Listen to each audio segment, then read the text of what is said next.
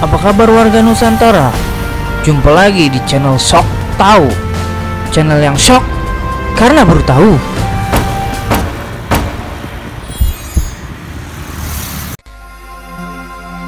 Orang Tionghoa di Indonesia adalah sebutan untuk orang-orang dari suku atau bangsa Tiongkok. Kata ini di dalam bahasa Indonesia sering dipakai untuk menggantikan kata Cina yang kini memiliki konotasi negatif. Kata ini juga dapat merujuk kepada orang-orang Tiongkok yang tinggal di luar RRT atau Republik Rakyat Tiongkok, seperti yang ada di Indonesia, Malaysia, Singapura, dan lain-lain. Orang-orang Tiongkok yang pergi merantau pada umumnya disebut sebagai orang Tionghoa. Berikut kita akan membahas sejarah keturunan Tionghoa di Asia Tenggara yang tak dikenal khalayak ramai. Sebagai catatan, tokoh-tokoh Tionghoa di dalam sejarah mempunyai nama pribumi, dan mereka tidak menonjolkan diri sebagai orang Tionghoa, apalagi mengaku sebagai orang asing. Karena ini mendekatkan mereka dengan pengikutnya, serta melancarkan segala tujuan dan cita-cita di tanah yang ia pijak. Sama dengan anggota keluarga Raja Belanda, mereka semuanya keturunan Jerman, tetapi mereka juga tidak menonjolkan bahwa mereka keturunan Jerman. Tapi sebelum kita lanjut, jangan lupa untuk dukung channel ini dengan cara like, subscribe apabila belum pernah, juga tekan tanda loncengnya, dan share ke Nusantara lain apabila sotonya ini berfaedah. Tanpa banyak-banyak lagi mukadimah, mari kita lanjut. Part 2, Demak. Pada abad ke-15 di Jawa Tengah telah berdiri kerajaan Islam Demak yang berkuasa sejak sekitar 1475 hingga sekitar 1568. Pendirinya adalah putra Cek Kok Po dan berasal dari Palembang, di mana ketika itu terdapat masyarakat Islam Tionghoa yang besar. Beliau terkenal dengan nama Raden Patah atau Al-Fatah, alias Jin Bun atau Prabu Anom. Orang-orang Portugis menyebutnya Paterodin Senior. Menurut Tom Pires, seorang Portugis, Raden Patah adalah seorang persona grande seiso, atau seorang dengan kekuatan keputusan yang kuat. Dalam dialek Tionghoa Yunnan, nama Jin Bun berarti orang kuat. Semasa dinasti Yuan, di provinsi Yunnan terdapat banyak penganut agama Islam. Kalangan berkuasa Demak sebagian besar terdiri dari orang-orang keturunan Tionghoa. Sebelum zaman kolonial, pernikahan antara orang Tionghoa dan orang pribumi merupakan hal yang normal. Di kota-kota pelabuhan Pulau Jawa, kalangan berkuasa terdiri dari keluarga-keluarga campuran. Kebanyakan Tionghoa peranakan Jawa dan Indo-Jawa. Pada abad ke-16, sejumlah besar orang Tionghoa hidup di kota-kota pantai utara Jawa. Di samping Demak, juga di Cirebon, Lasem, Tuban, Gresik, dan Surabaya.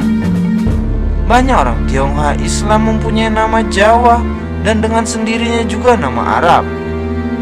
Pada zaman itu sebagai muslimin memiliki nama Arab meninggikan gengsi. Salah satu cucunya Raden Patah tercatat mempunyai cita-cita untuk menyamai Sultan Turki. Menurut De Graaf dan Pijo, Sunan Prawata atau Mukming, Raja Demak terakhir yang mengatakan pada Manuel Pinto, beliau berjuang sekeras-kerasnya untuk mengislamkan seluruh Jawa. Bila berhasil, beliau akan menjadi Segundo Turco atau seorang Sultan Turki kedua, setanding dengan Sultan Turki Sulaiman I dengan kemegahannya. Sumber-sumber pribumi menegaskan raja-raja kerajaan Demak orang Tionghoa atau Tionghoa peranakan Jawa terlalu banyak untuk memuat semua nama-nama tokoh sejarah yang diidentifikasi sebagai orang Tionghoa. Di antaranya Raden Kusen atau Kinsan, adik tiri Raden Patah, Sunan Bonang, Bong Ang, putra Sunan Ngampel alias Bong Suiho. Sunan Derajat juga putra Sunan Ngampel.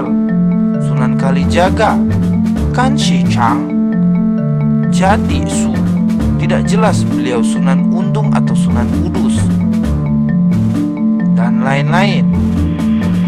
Adipatri Astrawijaya, bupati yang diangkat oleh VOC Belanda tetapi memihak, berontak ketika orang-orang Tionghoa di Semarang berontak melawan Belanda pada tahun 1741.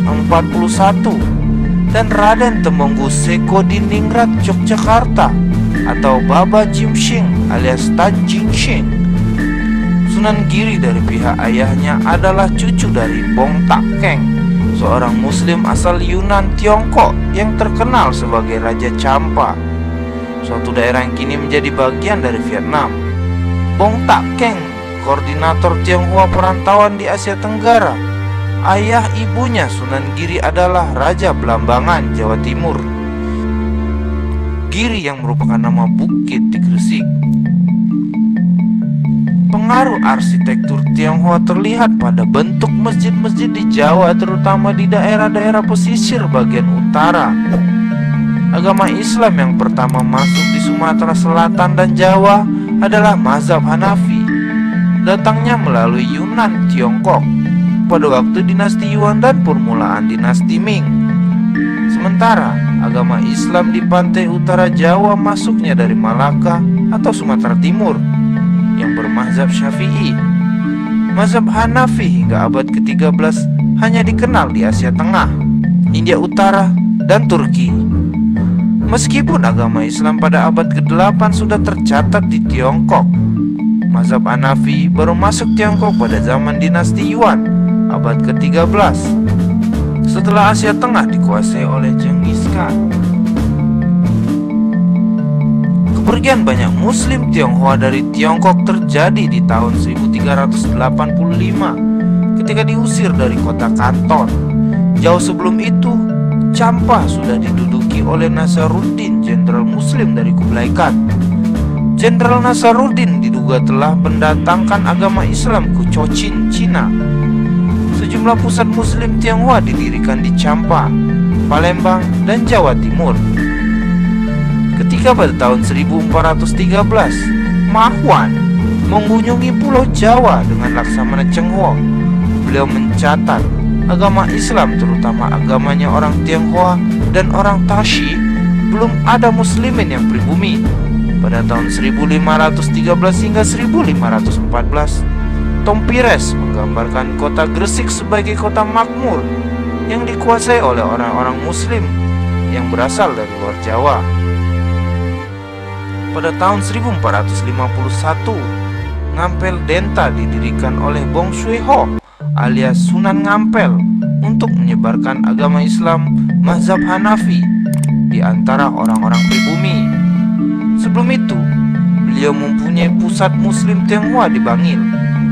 Pusat ini ditutup setelah bantuan dari Tiongkok berhenti karena di tahun 1430 hingga 1567 berlaku maklumat kaisar melarang orang-orang Tionghoa untuk meninggalkan Tiongkok.